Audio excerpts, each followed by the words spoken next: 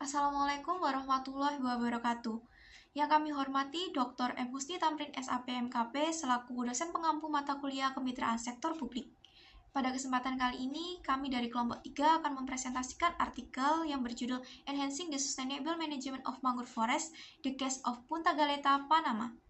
Artikel ini publis pada Jurnal Trees, Forest and People volume 8 pada tahun 2022.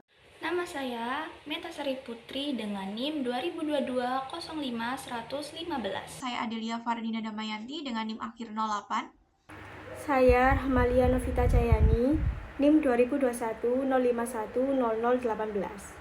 Saya Aisyah Aulia Zahro dengan NIM akhir 19. Materi presentasi yang akan dipaparkan oleh kelompok kami yaitu yang pertama ada identifikasi kasus, yang kedua analisis kemitraan, yang ketiga hasil dan dampak, yang keempat kritik dan rekomendasi, dan terakhir pembelajaran. Kemitraan dalam pengelolaan mangrove berkelanjutan pada artikel ini disebabkan karena hutan mangrove di Punta Galeta, Panama menghadapi tekanan signifikan dari aktivitas industri seperti pembangunan pelabuhan, terminal pengiriman, dan infrastruktur lain yang menyebabkan pencemaran lingkungan. Meskipun ada upaya restorasi dan edukasi lingkungan yang dikelola oleh Smithsonian Tropical Research, tantangan besar tetap ada dalam penerapan dan penegakan rencana pengelolaan akibat kurangnya sumber daya dan kolaborasi antar pemangku kepentingan. Di Panama, tutupan hutan bakau menurun hingga 41% antara tahun 1960 dan 1968, dengan laporan kehilangan terbaru berkisar antara 1% hingga 13% sejak tahun 1996. Penyebab utama degradasi ini mencakup erosi, deforestasi, konversi lahan menjadi tambak udang, serta pencemaran dari aktivitas industri dan pertanian. Sekitar 70.000 hektar hutan mangrove telah dimasukkan ke dalam sistem kawasan lindung nasional.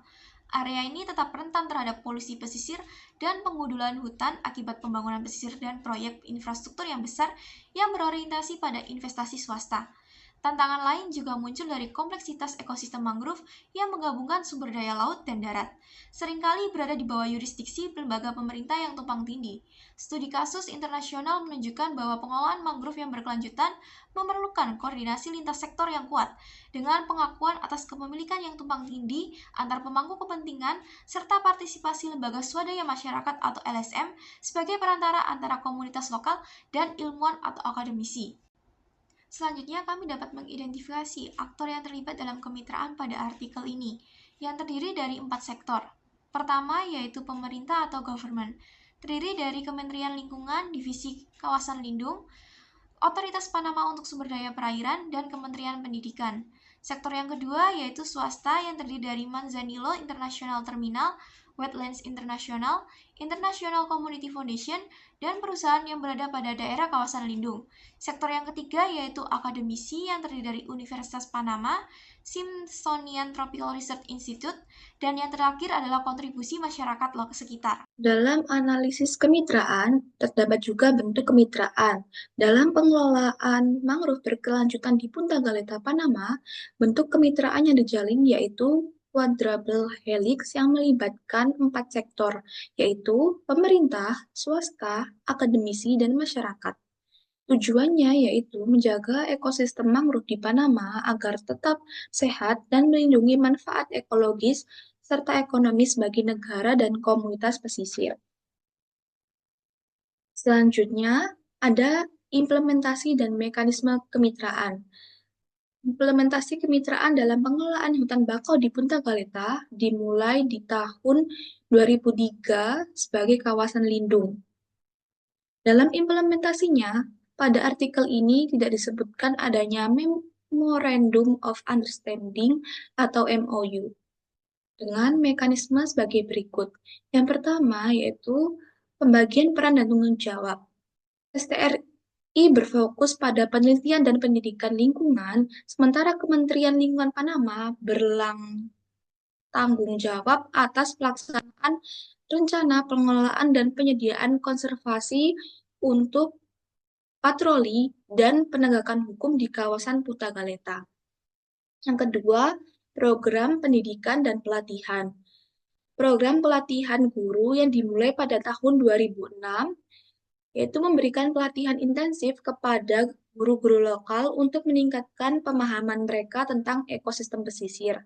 Yang ketiga, ada pengelolaan infrastruktur melalui kemitraan dengan kementerian dan perusahaan utilitas, yaitu Punta Galeta menjalin kemitraan dengan kementerian terkait dan perusahaan utilitas untuk pemeliharaan jaringan jalan dan lain-lain dengan dukungan pihak eksternal. Yang keempat, ada pendanaan dan dukungan infrastruktur oleh sektor swasta yang dilakukan oleh Manazilo Internasional sebagai bagian dari tanggung jawab sosial perusahaan berkontribusi dengan mendanai proyek restorasi mangrove. Yang kelima ada dukungan internasional, yaitu pada tahun 2018, Wetlands Internasional bermitra dengan Punta Galeta untuk merestorasi area mangrove seluas 5,4 hektar. Hasil dan dampak. Kemitraan dalam pengelolaan hutan bakau di Punta Galeta berhasil mencapai beberapa tujuan yang telah ditetapkan, khususnya dalam aspek restorasi ekosistem, pendidikan lingkungan, dan pembangunan infrastruktur. Kemitraan berhasil dalam memulihkan lebih dari 20 hektar lahan mangrove yang rusak. Ini menunjukkan efektivitas kolaborasi antara berbagai sektor, termasuk perusahaan swasta. Kolaborasi lintas sektor menekankan bahwa kemitraan antara sektor publik dan swasta mampu memobilisasi sumber daya yang lebih besar dan mendorong pencapaian hasil yang berkelanjutan. Dalam konteks ini, peran pendanaan dan dukungan teknis dari sektor swasta telah memungkinkan proses restorasi yang signifikan. Adanya pembangunan fasilitas edukasi dan penelitian di Punta Galeta seperti perpustakaan, paviliun, dan akuarium yang memperkuat fungsi Punta Galeta sebagai pusat pendidikan regional tentang ekosistem pesisir dan mangrove. Hal ini menunjukkan bahwa sumber daya dari sektor swasta dapat memberikan kontribusi penting dalam program konservasi. Kemitraan ini juga berhasil dalam aspek pendidikan dan peningkatan kesadaran lingkungan, dengan fokus pada generasi muda dan masyarakat lokal. Hal ini relevan dengan konsep community-based management yang menekankan pentingnya keterlibatan masyarakat lokal dalam pelestarian sumber daya alam. Melalui program edukasi dan pelatihan, kemitraan ini memperkuat pemahaman lokal akan nilai ekosistem mangrove dan memotivasi partisipasi aktif dalam konservasi. Dengan menghasilkan lebih dari 450 publikasi ilmiah dan membangun fasilitas edukasi di Punta Galeta, kemitraan ini juga menunjukkan kesadaran akan pentingnya pendekatan berbasis sains dalam pengelolaan sumber daya alam. Hal ini mendukung gagasan knowledge-based management yang menekankan bahwa kebijakan dan program konservasi harus didasarkan pada bukti ilmiah untuk memaksimalkan efektivitasnya. Namun, meskipun mencapai banyaknya tujuan, keberhasilan jangka panjang kemitraan ini masih menghadapi beberapa tantangan. Keberlanjutan program ini dapat terganggu oleh ketergantungan pada pendanaan CSR dari sektor swasta yang dapat berubah seiring waktu. Hal ini menunjukkan pentingnya diversifikasi sumber pendanaan untuk memastikan stabilitas jangka panjang, sesuai dengan prinsip sustainability in partnership yang mengharuskan kemitraan untuk mengurangi risiko finansial dengan memperluas dukungan dari berbagai sumber, termasuk hibah pemerintah dan organisasi internasional. Dengan demikian, kemitraan ini telah mencapai banyak dari tujuan yang telah ditetapkan dalam pelestarian dan pengelolaan hutan mangrove secara berkelanjutan. Namun, keberlanjutan jangka panjangnya dapat lebih diperkuat dengan mengurangi ketergantungan pada satu sumber pendanaan terus melibatkan masyarakat dalam proses pengambilan keputusan. Faktor pendukung. Yang pertama, adanya pembagian peran dalam proses kolaborasi pengelolaan mangrove berkelanjutan.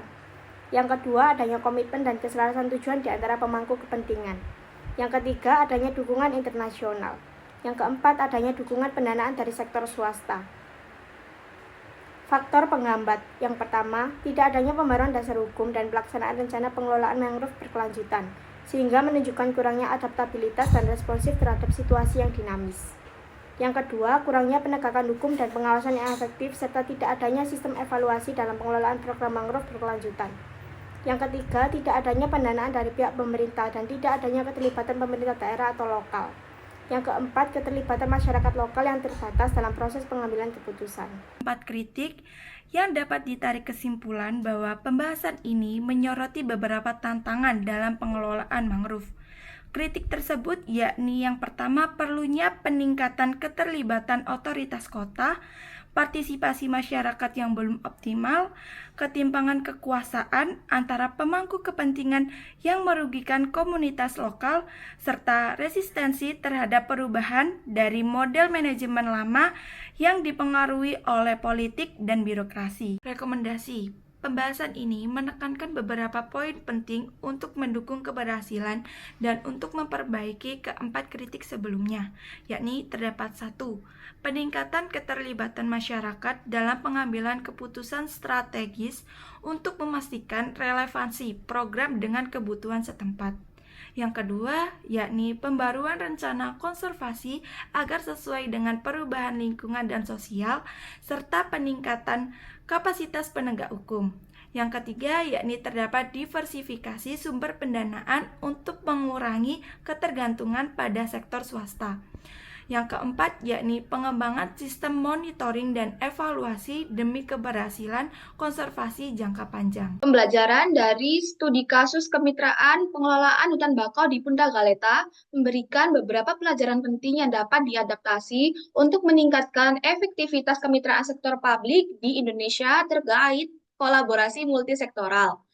Selanjutnya, keberhasilan kemitraan bergantung pada desain kelembagaan dalam Dewan Multi Aktor, inklusivitas partisipatif, peran yang ditetapkan, aturan dasar, dan transparansi atau keterbukaan. Terakhir, rencana pengelolaan terpadu yang mempertimbangkan berbagai aspek penggunaan lahan dan fungsi ekosistem dengan melibatkan seluruh pemangku kepentingan untuk mencapai hasil yang berkelanjutan. Sekian pembahasan yang dapat kami diskusikan. Terima kasih atas perhatiannya. Wassalamualaikum warahmatullahi wabarakatuh.